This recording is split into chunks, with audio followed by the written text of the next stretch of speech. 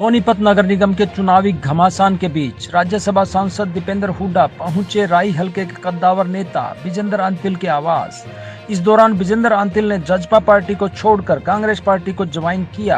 दीपेंद्र हुड्डा ने कहा कि कद्दावर नेता के निगम चुनाव के दौरान कांग्रेस में शामिल होने से पार्टी को जरूर फायदा होगा।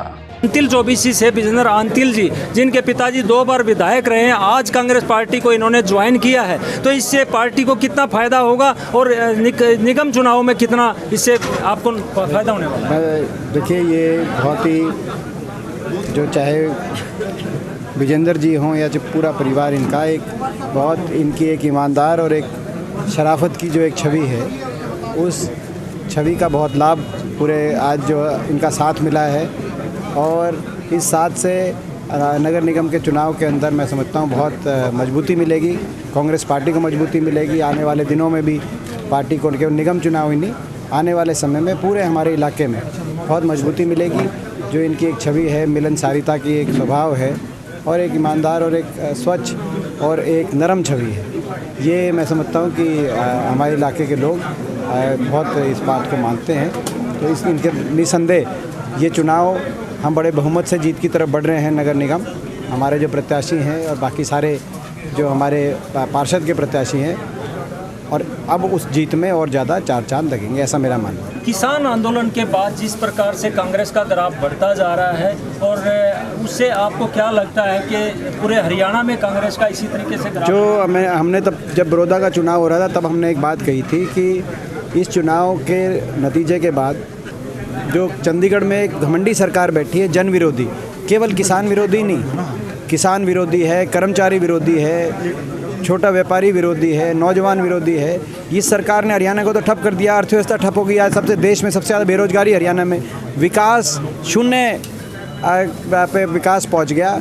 और आपने देखा नगर निगम सोनीपत का ही उदाहरण आप दे सकते हैं, 6 साल से इसको एक भ्रष्टाचार का अड्डा बना लिया था। जो यहाँ पे जो सरकार से जुड़े हुए लोग थे, चाहे मंत्री हों चाहे बाकी लोग हों, उन्होंने कितना नुकसान कर दिया सोनीपत का, 6 साल चुनाव नहीं होने दिए। तो ऐसे ही पूरे हरियाणा के अंदर स्थिति इस सरकार में चरमरा गई। और अब इस किसान आंदोलन के बाद और आज जो सोनीपत का नतीजा जब आएगा, उस दिन के बाद इस सरकार की और तेज़ी से उल्टी गिनती होगी। सर, ग्रामीण क्षेत्र में ज़्यादातर किसान या जो लोग रहते हैं वो कहते हैं कि हमारे बाड़ों का भी टैक्स जो है हमें भेजा गया है, उस पर आप क्या टिप्पणी करेंगे? हर तरीके से उनका तो बड़ा देखिए, उनको जो हाउस टैक्स, लाखों में हाउस टैक्स के नोटिस उनके घरों में थमा दिए गए। जो ज़मीन, जैसे कल हमने एक खुलासा किया, सुरेंद्र पवार जी और हमने रेवली गांव की ज़मीन को बेचने की उन्होंने परमिशन देके और ज़मीन बेच के, और नगर निगम में एक के बाद एक ऐसे घोटाले, कभी खजूर पेड़ का घोटाला आज तक नहीं मिले कहीं, कभी CCTV का घोटाला, कभी स्ट्रीट लाइट का घोटाला, कभी कोरोना के टाइम सैनिटेशन के नाम का घोटाला, और काम को छुआ नहीं, ना पार्षद बनने दिए ना मेयर बनने दिया, और खुद अपने कुछ चुनिंदा आदमियों के माध्यम से एक लूट का अड्डा नगर निगम को बनाया। हमें बड़ा दुख होता था जब हमारे इलाके का नाम, सोनीपत निगम का नाम, केवल घोटालों के लिए प्रदेश के अखबारों की सुर्खियों में आता था। और आप बताओ, एक बार भी और कोई अच्छे काम के लिए आया हो पिछले 6 साल में? तो ये तो बड़े दुख की बात है। अब मगर लोगों ने मन बना लिया है, एक युवा टीम को मौका देगी सोनीपत के लोग। हम सारी एक युवा टीम लेके आए हैं, जिसमें मेयर से लेकर और बाकी पार्षद 16 हमारे जो है पार्षद और मेयर, वो 35 साल से कम की आयु के हैं, 16। तो एक हमने प्रयास ये किया है कि पहले एक युवा टीम, ताकि वो दिन रात मेहनत करें। जो पार्षद का काम ऐसा ही होता है, वहाँ कोई बहुत बड़े नेता की बात नहीं रहती, वहाँ ये होता है कि भाई दिन रात कौन सुख दुख में खड़ा होकर और कौन मेहनत करके अपने सोनीपत को विश्व स्तरीय विकास की तरफ लेके जाने का सपना कौन देख सकता है। और वो ऐसी मेहनत, ऐसी सेवा, दिन रात अपने वार्ड के सभी 36 बिरादरी के लोगों की सेवा, ऐसी हमारा मानना है युवा पीढ़ी में वो जो है ऐसा एक वो है सेवा का भाव। इसीलिए हमने इतने युवाओं को मौका दिया है, जो एक बड़ी सारे हमारे जो उम्मीदवार हैं, और मुझे विश्वास है बड़े बहुमत से हम जीतेंगे।